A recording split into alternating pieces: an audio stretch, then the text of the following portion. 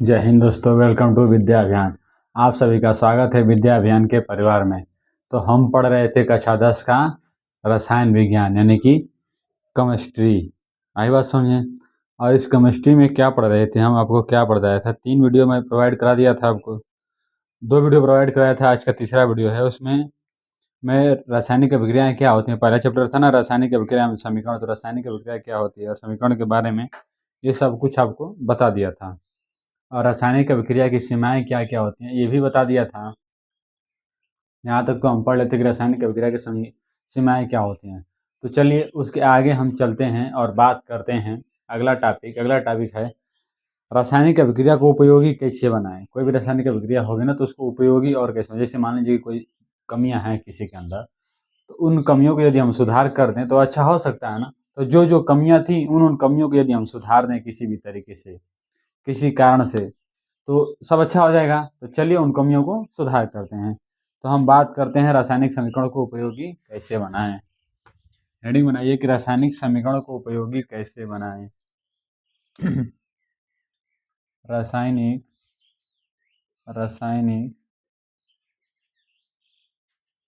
समीकरण को रासायनिक समीकरण को उपयोगी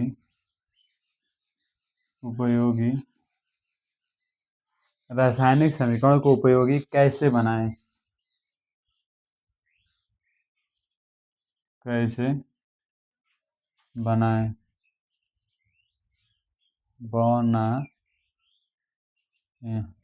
आई बात समझे।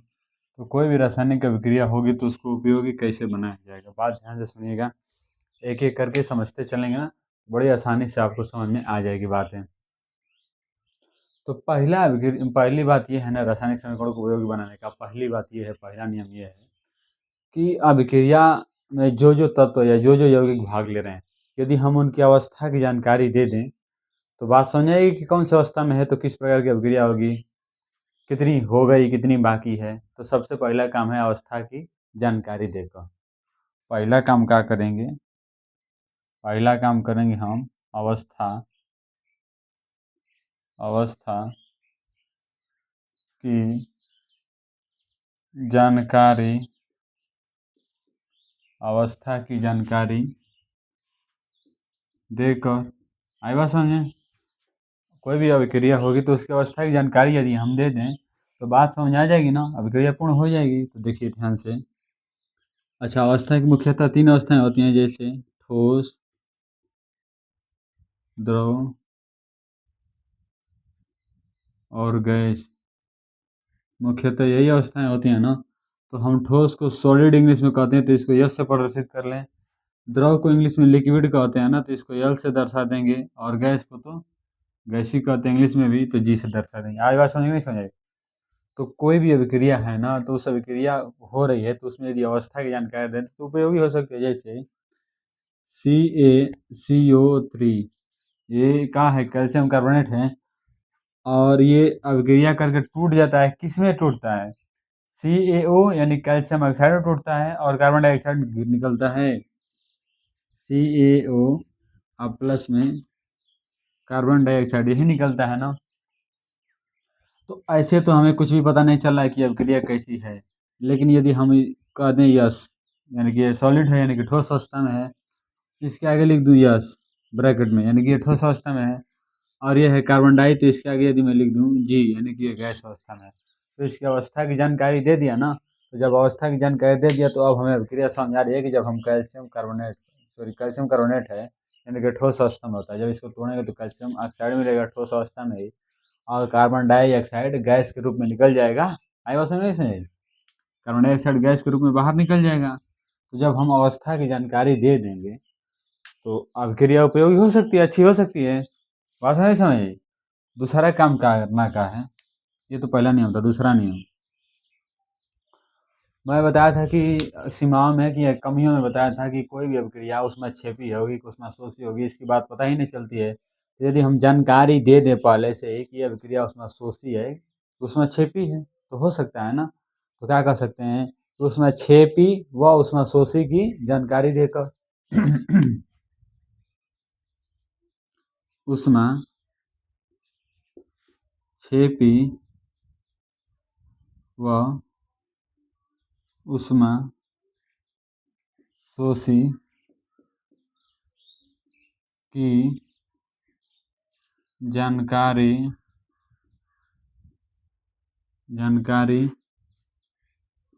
देकर, यानी कि कोई भी अभिक्रिया कैसी है, ऊष्मा शोषी है, ऊष्मा क्षेपी है, यदि हमें जानकारी दे दें तो बात समझेगी नहीं समझेगी। जैसे समझिए कि ये है कार्बन, और जब हम इसके ऑक्सीजन से अभिक्रिया कराएंगे तो क्या मिलेगा, कार्बन डाइऑक्साइड मिलेगा और बहुत अधिक मात्रा में। ये कार्बन है, ऑक्सीजन की उपस्थिति में जलाएंगे तो मिलेगा कार्बन डाइऑक्साइड, और साथ में ही बहुत अधिक मात्रा में ऊष्मा भी तो निकलेगी। तो ऊष्मा जब निकल रही तो इस साइड लिखेंगे ऊष्मा, और जब क्रिया को संपन्न होने के लिए देंगे ऊष्मा तो इधर लिखेंगे ऊष्मा। तो इधर लिख रहे हैं, इसका मतलब ऊष्मा निकल रही है, यानी कि ये कैसी अभिक्रिया है, इसको कहेंगे ऊष्मा क्षेपी अभिक्रिया।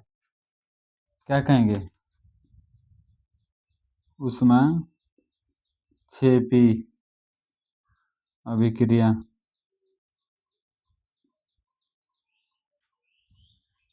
ऊष्मा क्षेपी अभिक्रिया। बात क्लियर स्पष्ट हो रही कि नहीं हो रही है। यदि इधर ऊष्मा लिखा है तो इसका मतलब ये है कि ऊष्मा उससे निकल रहा है अभिक्रिया होने के बाद। जब ऊष्मा निकल रहा है तो कैसा होगा, ऊष्मा क्षेपी अभिक्रिया। आई बात समझे, यहाँ तक बात समझ नहीं समझी। जैसे समझिए ये है नाइट्रोजन और ये है ऑक्सीजन, जब तक इसे हम ऊष्मा न देंगे तब तक ये अभिक्रिया संपन्न होगी ही नहीं। तो जब ऊष्मा देंगे तो क्या बनेगा, N2 नाइट्रस ऑक्साइड बनेगा। आई बात समझे। अच्छा, तो इसको हम ऊष्मा दे रहे हैं तो कैसा होगा, ऊष्मा शोषी अभिक्रिया। इसको कहेंगे ऊष्मा शोषी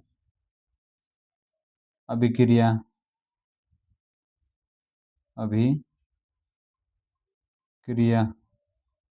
जो ऊष्मा देगा उसको कहेंगे ऊष्मा क्षेपी अभिक्रिया, जो ऊष्मा लेगा उसे कहेंगे ऊष्मा शोषी अभिक्रिया। बात क्लियर रूप से स्पष्ट समझ आ रही है कि नहीं समझ आ रही है। तो जल्दी से इसका स्क्रीनशॉट मारिए, तो इसके आगे हम बताएं।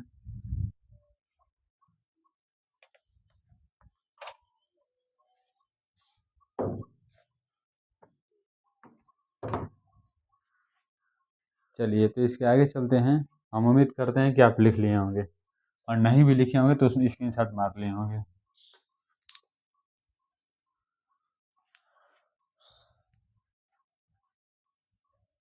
हेडिंग यही है, इसमें 2 पॉइंट हो गया ना। अब तीसरे पॉइंट की बात करते हैं। तीसरा पॉइंट क्या है,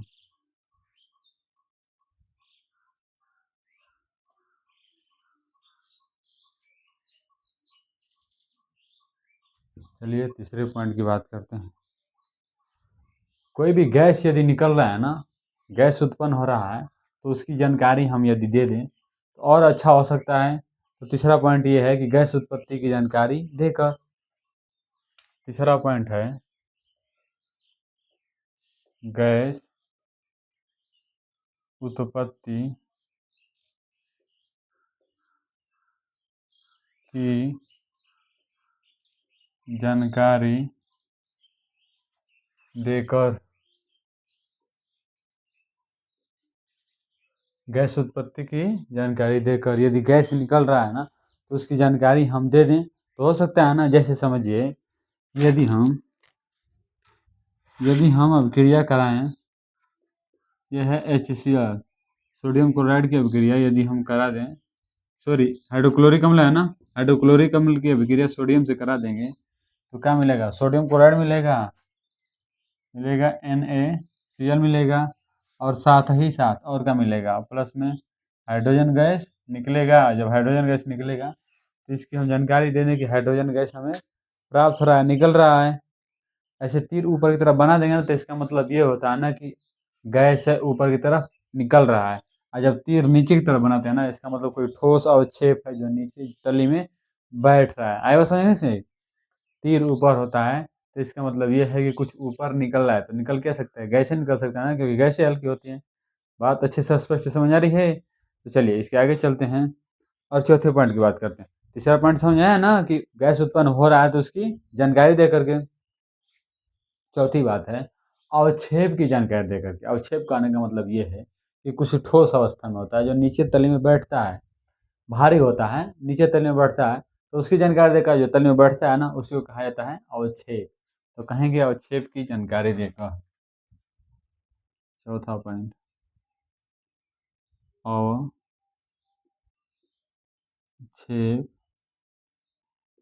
की जानकारी देकर कोई भी अवक्षेप है उसकी यदि हम जानकारी दे दें कि अवक्षेप है, तो बात समझ आएगी, अब क्रिया स्पष्ट हो जाएगा।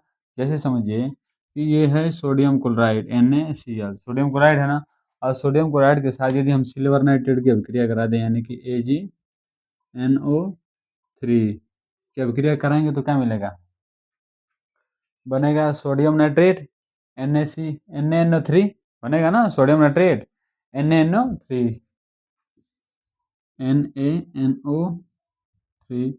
प्लस में सिल्वर क्लोराइड AgCl, और ये जो सिल्वर क्लोराइड है ना, ये तली में बैठ जाता है, तो तली में बैठ जाएगा तो इस तीर नीचे की तरफ बना देंगे। इसको सफेद अवक्षेप भी कहा जाता है। इसको कहते हैं सफेद अवक्षेप। क्या कहते हैं? सफेद अवक्षेप। आई बात समझ नहीं समझाइए? तो यदि पूछेगा ना आपसे कोई कि सफेद अवक्षेप क्या होता है, तो आप बताइएगा सिल्वर क्लोराइड को सफेद अवक्षेप कहते हैं। सिल्वर क्लोराइड को क्या कहा जाता है? सफेद अवक्षेप। आई बात समझे? तो चलिए 5वें पॉइंट की बात करते हैं। जो भी अभिकारक है ना, उस अभिकारक के शर्त की जानकारी देने की। अभिकारक है तो कैसे अभिक्रिया करेगा, जैसे उत्क्रमणीय करेगा कि अनुक्रमणीय करेगा, जो अभिकारक है उसके शर्तों की जानकारी दे दें। बात समझे समझे? यानी कि उसके लिए क्या क्या शर्तें चाहिए, उसके लिए ऊष्मा चाहिए कि नहीं चाहिए, उसके लिए कुछ उत्प्रेरक चाहिए कि नहीं चाहिए, ये उसके लिए जो शर्त है ना, उन शर्तों की यदि हम जानकारी दे दें तो अभिक्रिया संपन्न हो सकती है, पूर्ण हो सकती है। तो 5वां पॉइंट ये है कि अभिकारकों के शर्तों की जानकारी देकर, अभिकारकों के शर्तों की जानकारी देकर।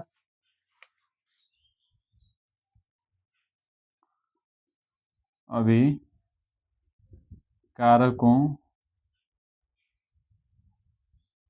के शर्तों की जानकारी देकर। आई बात समझे?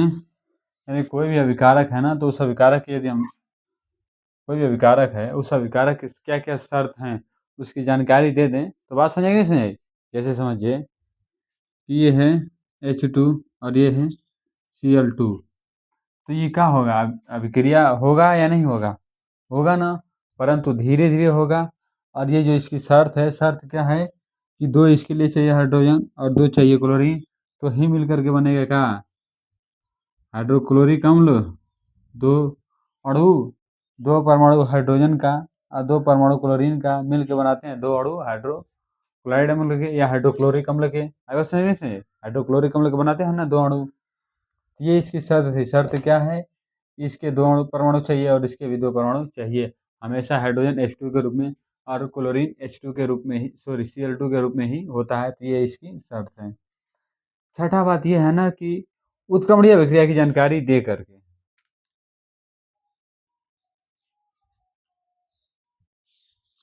उत्क्रमणीय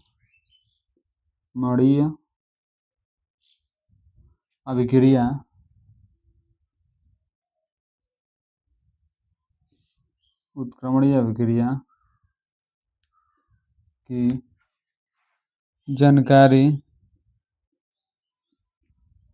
जानकारी देकर, उत्क्रमणीय अभिक्रिया की जानकारी देकर, कोई भी अभिक्रिया उत्क्रमणीय अभिक्रिया है कि नहीं, इसकी यदि हम जानकारी दे दें, तो बात समझिए। उत्क्रमणीय अभिक्रिया कहने का मतलब कि एक ही तरफ की होती है। जैसे ये है नाइट्रोजन और ये है हाइड्रोजन, ये था नाइट्रोजन और ये हाइड्रोजन, और जब अभिक्रिया करता है तो क्या बनाता है? NH3 बनाता है।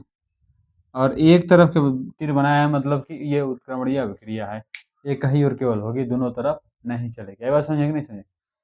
एक तरफ बनाने का मतलब ये है ना कि यह अभिक्रिया केवल एक ही तरफ संपन्न होगी, दोनों तरफ नहीं चल सकती है।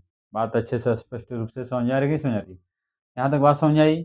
तो ये थे अभिक्रिया को क्या बनाना है, उपयोगी बनाने के नियम। 6 नियम हो गया ना, 6 नियम हो गया ना, 2 नियम इससे पहले बताया और 4 नियम ये।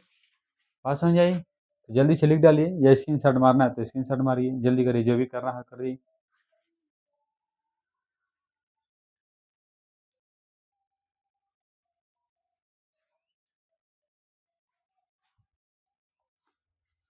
चलिए तो आगे चला जाए ना, आगे चलते हैं और बात करते हैं रासायनिक अभिक्रिया के प्रकार की। इसको मिटाते हैं, हम उम्मीद करते हैं कि आप लिख लिए होंगे।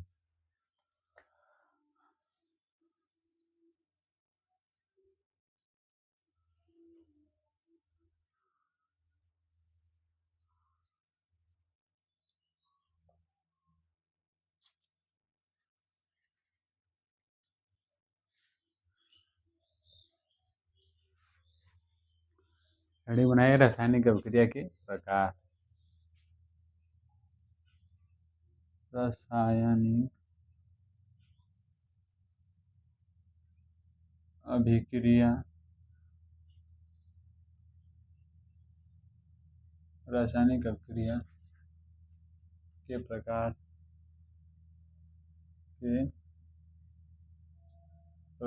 यानी कि हम ये बात करते हैं कि कोई भी रासायनिक अभिक्रिया कितने प्रकार की होती है। आई बात समझे? तो रासायनिक अभिक्रिया के प्रकार हेडिंग पर डाल लीजिए और इसमें हम एक एक करके कितनी रासायनिक अभिक्रियाएं होती हैं। देखिए हम ये ना कन्फर्म नहीं बता सकते हैं कि कितनी रासायनिक अभिक्रियाएं होती हैं, लेकिन बहुत सारी महत्वपूर्ण रासायनिक अभिक्रियाओं के बारे में हम आपको बताएंगे, एक एक डिटेल कम से कम 10-12 तो बताइए देंगे। रासायनिक अभिक्रियाओं का नाम और उसकी परिभाषाएं और उसके एग्जाम्पल की क्या कौन सी रासायनिक अभिक्रिया है और उसे क्यों इस ऐसा नाम दिया गया है और इसका अर्थ क्या होता है, उसकी परिभाषा क्या होती है और उससे एग्जाम्पल भी दिखा दूंगा। आए बात समझे? तो एक एक करके हम सभी रासायनिक अभिक्रियाओं के बारे में, कुछ महत्वपूर्ण रासायनिक अभिक्रियाओं के बारे में पढ़ेंगे ही पढ़ेंगे। आई बात समझे? तो पहला हेडिंग बनाइए, संयोजन अभिक्रिया, या इसी को कहते हैं संश्लेषण अभिक्रिया। संयोजन अभिक्रिया या संश्लेषण अभिक्रिया। पहला है संयोजन अभिक्रिया।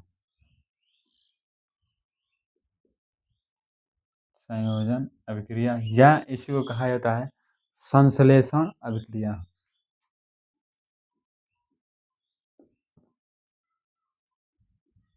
संश्लेषण अभिक्रिया, संयोजन अभिक्रिया या संश्लेषण अभिक्रिया। आई बात समझे? एक एक करके हम बात करते हैं कि क्या होता है संयोजन अभिक्रिया या क्या होता है संश्लेषण अभिक्रिया। बात समझाइए क्यों इसका नाम संयोजन पड़ा। संयोजन का मतलब होता है ना योग, संयोजन का मतलब होता है योग यानी कि संयोग। संयोग का मतलब योग करना यानी कि जोड़ना, यानी कि जब दो या दो से अधिक छोटे छोटे परमाणुओं के पदार्थ मिल करके और किसी बड़े परमाणु के पदार्थ का किसी बड़े पदार्थ या के परमाणु का निर्माण करते हैं ना, तो उसे ही कहते हैं संयोजन अभिक्रिया। बात समझे नहीं समझे? जब दो या दो से अधिक परमाणु मिल करके, बात ध्यान से सुनिए, जब दो या दो से अधिक पदार्थों के परमाणु मिल करके किसी नए पदार्थ के परमाणु का निर्माण करते हैं, उसे ही कहा जाता है संयोजन अभिक्रिया या संश्लेषण अभिक्रिया। आई बात समझिए? तो परिभाषा क्या होगा कि जब दो या दो से अधिक छोटे छोटे परमाणु मिल करके किसी नए परमाणु का निर्माण करते हैं तो इसे ही कहा जाता है संयोजन अभिक्रिया। तो लिखिए, जब कोई दो जब कोई जब कोई दो छोटे छोटे पदार्थ मिलकर, छोटे छोटे पदार्थ के परमाणु मिलकर छोटे छोटे पदार्थ के परमाणु परमाणु मिलकर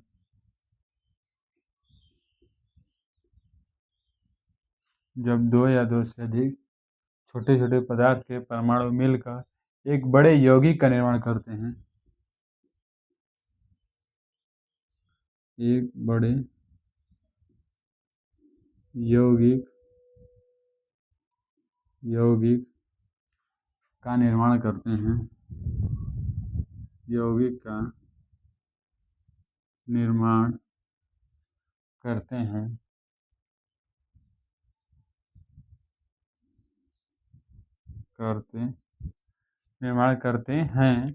तो उसे ही संयोजन अभिक्रिया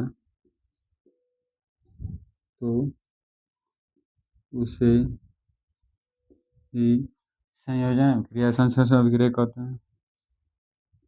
संयोजन अभिक्रिया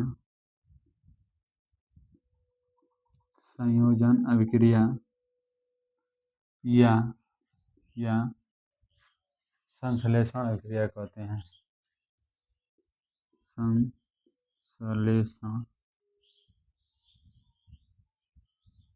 अभिक्रिया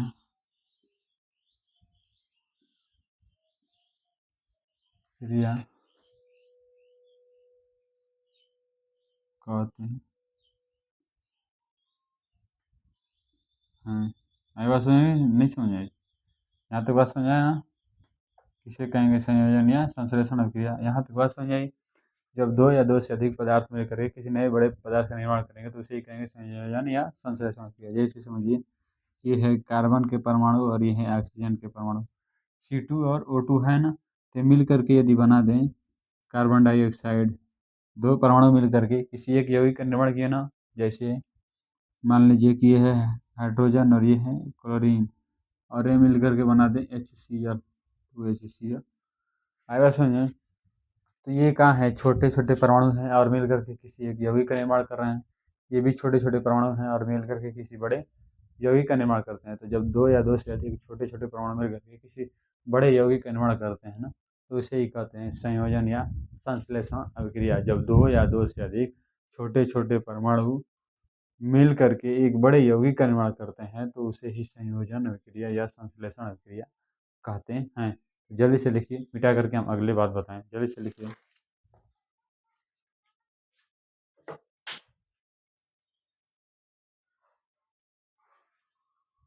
हम उम्मीद करते हैं कि आप लिख लिए होंगे। मिटा करके हम आगे बढ़ाते हैं।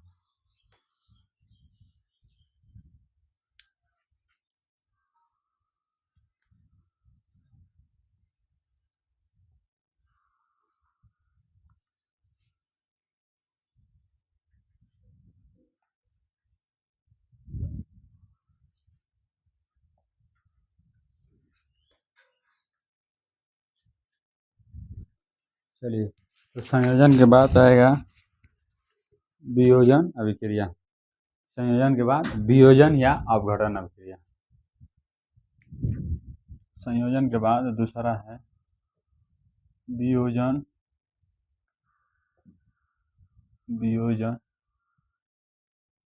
या इसी को कहते हैं अपघटन अभिक्रिया।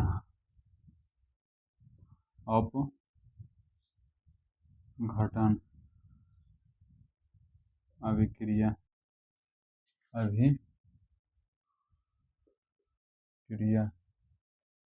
थोड़ी मन से पढ़ाई करिए, क्योंकि ये जो है ना बड़े इम्पोर्टेंट हैं, सब एग्ज़ाम में आते रहते हैं।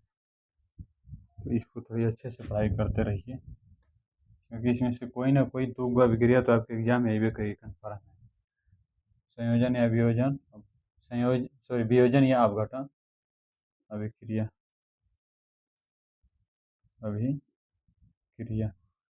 तो किसे कहेंगे वियोजन या अपघटन अभिक्रिया? बात ध्यान से सुनिए।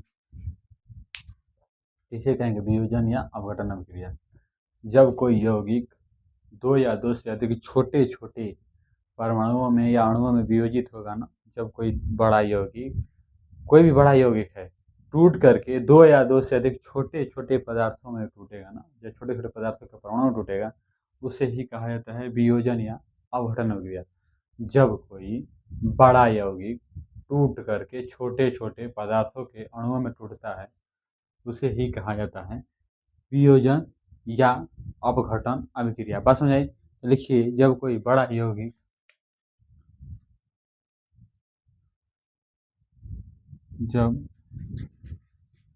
कोई बड़ा यौगिक जब कोई बड़ा यौगिक टूट करके दो या दो से अधिक टूट कर दो या दो से अधिक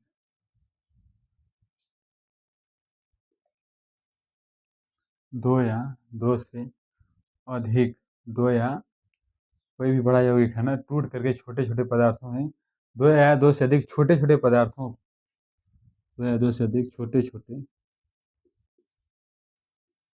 छोटे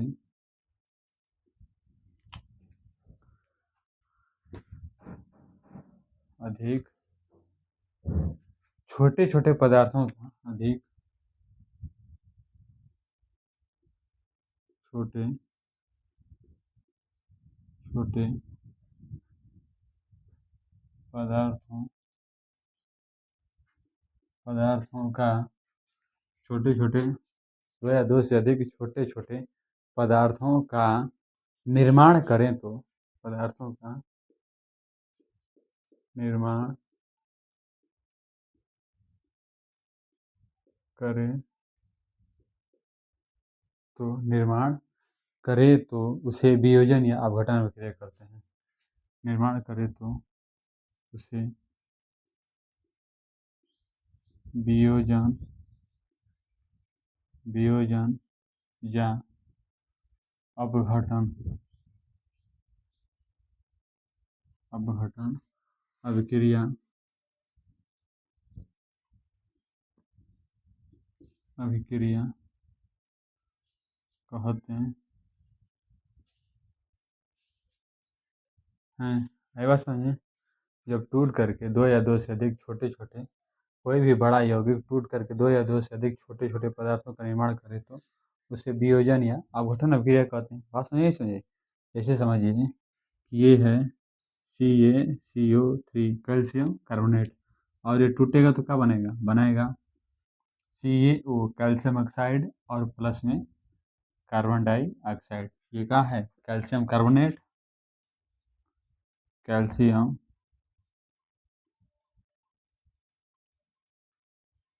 कार्बोनेट है ना कार्बोनेट और ये क्या है calcium oxide calcium oxide calcium oxide और ये क्या है कार्बन डाइऑक्साइड कार्बन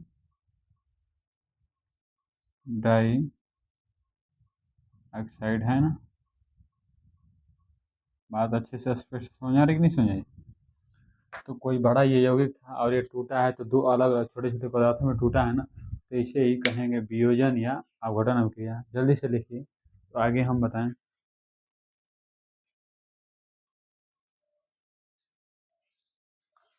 तो हम उम्मीद करते हैं कि आप लिख लिए होंगे या तो नहीं लिखे होंगे तो स्क्रीनशॉट भी ले लिए होंगे। तो चलिए आगे चलते हैं।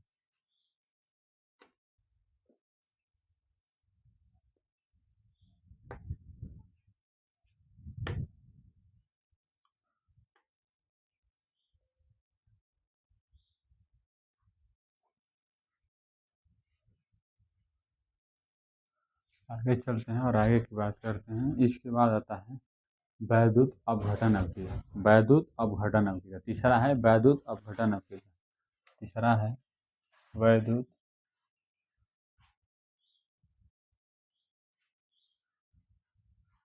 वैद्युत अपघटन वैद्युत अपघटन अभिक्रिया अभिक्रिया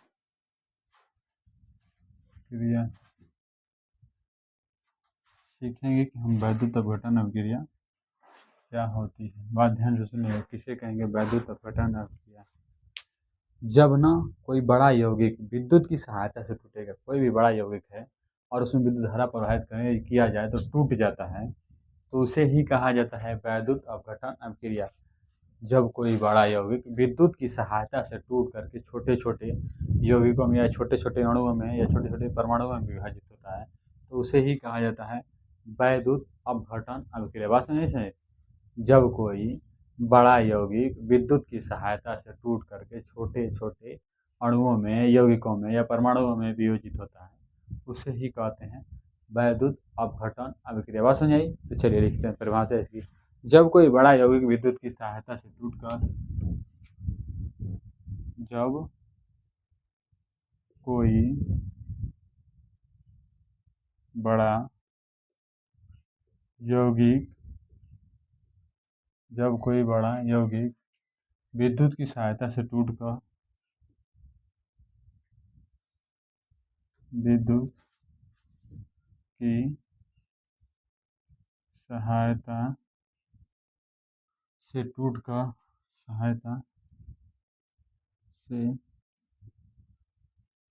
टूटकर जब कोई बड़ा यौगिक विद्युत की सहायता से टूटकर दो या दो से अधिक छोटे छोटे पदार्थों में दो या दो से अधिक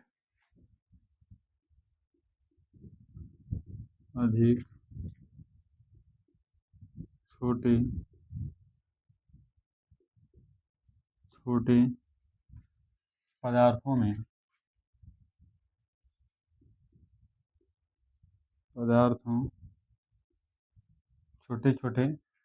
छोटे छोटे पदार्थों में बट जाए तो उसे वैद्युत अपघटन अभिक्रिया कहते हैं। पदार्थों में बट जाए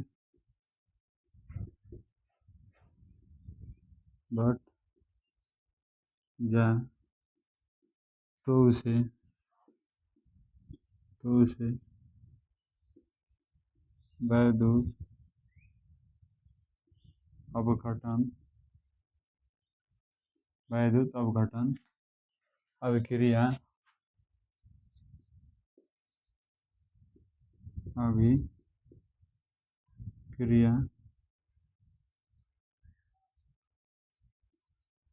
कहते हैं।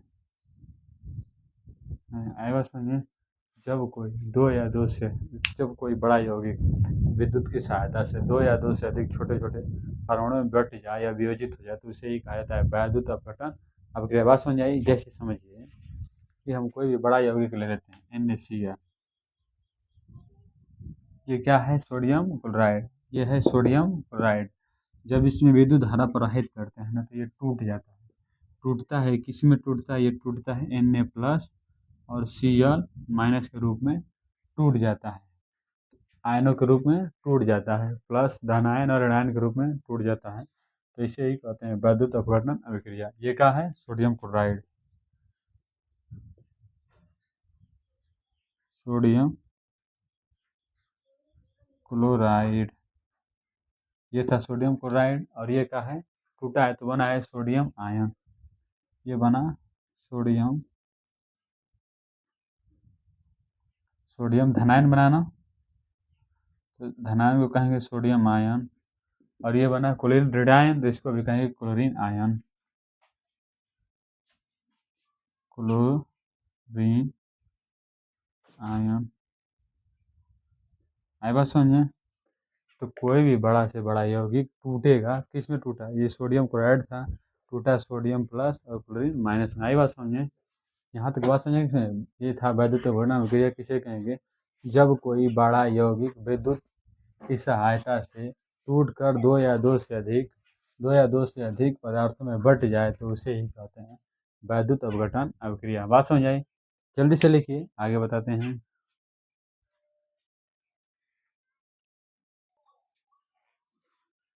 हाँ, तो विद्युत अपघटन अभिक्रिया हम उम्मीद करते हैं कि आप लिख लिए होंगे। आई बात समझिए? आज के लिए इतना ही हम रहने देते हैं। अब इसके आगे की जितनी भी अभिक्रियाएं हैं ना, उन सारी अभिक्रियाओं के बारे में आपको हम कल की वीडियो में बताएंगे। आई बात समझिए? तो फिलहाल आज के लिए इतना ही। यदि वीडियो अच्छा लग रहा है तो वीडियो को लाइक करिए, वीडियो के नीचे कमेंट करिए कि कैसी पढ़ाई मेरी लग रही है आपको। और यदि आप चैनल पर पहली बार आए हैं तो चैनल को सब्सक्राइब करिए, दूसरे लोगों को शेयर करिए, व्हाट्सअप स्टेटस लगाइए, इंस्टा स्टेटस लगाइए, फेसबुक स्टेटस लगाइए, सब जगह फैला डालिए। आई बात समझे? क्योंकि इतनी मज़ेदार तरीके से आपको इस यूट्यूब पर तो कोई पढ़ाने वाला है ना ही। तो अच्छे से पढ़ाई करिए। आज के लिए इतना ही रहने देते हैं। थैंक यू, धन्यवाद, जय हिंद।